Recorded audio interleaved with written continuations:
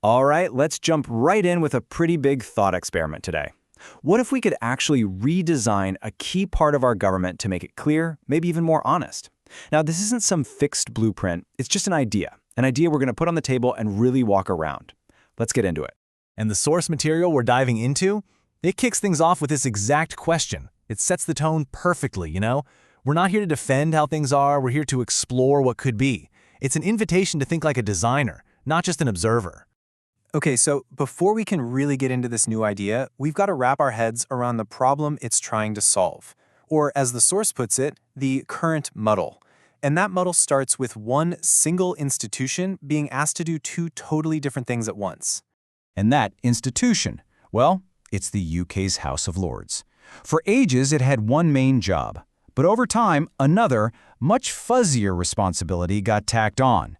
And what that's done is create this deep and often really confusing conflict right at the heart of what it's supposed to be doing. And this is where you can really see that split, right? On one side, you've got legislative revision. That's the technical, nuts and bolts stuff, finding mistakes in bills, slowing things down when they're rushed. It's a super practical, vital job. But then, on the other side, you have ethical scrutiny. This is about asking the big, messy moral questions, thinking about the long-term impacts. Both are absolutely crucial. But here's the thing. Can one group of people really juggle both of those things effectively? So that leads us right to the heart of this thought experiment. What if we just stopped trying to force these two jobs to live under the same roof? What if we actually pulled them apart and gave each one its own dedicated space? And again, I love this quote from the source because it really drives home the spirit of this whole thing. This isn't some final, polished plan. It's a conversation starter. It's an idea that we're meant to poke at and question from all sides.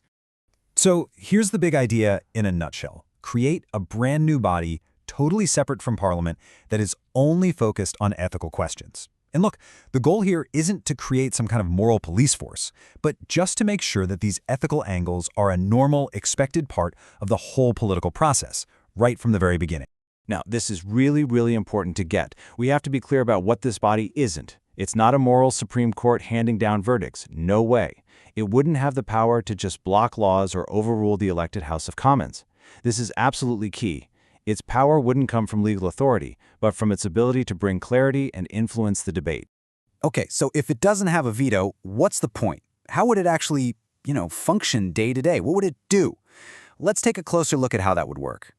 This is so important to grasp. The idea is for this new body to be a partner with the political system, not some kind of boss hovering over it. Think of it more like a resource, a critical friend, there to offer a perspective that so often gets drowned out in the noise of politics. It's not a lever. A lever is all about applying force to get a specific result, and that's exactly what this new body would not do. And here's the payoff. It's more like a lens. A lens doesn't force you to look at anything, but what it does do is bring things into focus. It makes the details sharper, it reveals things you might have missed, and it helps you see the whole picture more clearly.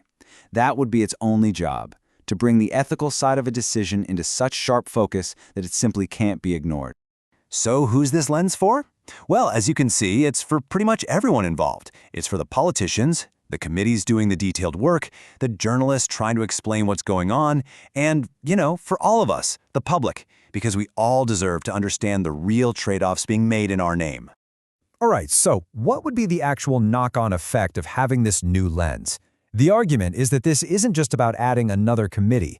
It's about fundamentally clarifying the jobs of the institutions we already have. And this right here is the real game changer. It's about changing the conversation itself. Right now, if the House of Lords brings up a moral issue, it's easy to just dismiss it as politics, right? Oh, the Lords are just being difficult again. But with a separate, dedicated ethics body, that excuse vanishes. The government can't hide anymore. They'd have to say, yep, we were warned, we saw the ethical trade-offs, and we're choosing this path anyway. It forces a kind of brutal honesty into the system. And you know what's interesting? The House of Lords itself could actually come out of this looking better. Once it's freed from this impossible job of being the nation's conscience, it can just focus on the technical stuff, the legislative review it's meant to do. It can be judged fairly for that job, without constantly being accused of overstepping its bounds. Scrutiny doesn't get weaker, it just gets smarter and more focused. Right. But an idea this huge, this ambitious, it's obviously not that simple. It opens up a whole new can of worms, a bunch of really tough, practical questions. A good thought experiment doesn't just give you the answers, it leaves you with much better questions to ask. So that's the option on the table, plain and simple. Untangle the technical job of reviewing laws from the moral job of examining their consequences.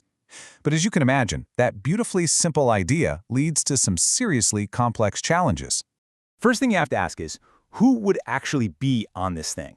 Philosophers, scientists, maybe former judges or community leaders? I mean, who you pick completely defines what this body is and whether anyone would even trust it. And then there's this. How long do they get to stay? Do you give them appointments for life to make sure they're independent? Or do you go with shorter terms to bring in fresh ideas and keep them accountable? Every option has huge pros and cons.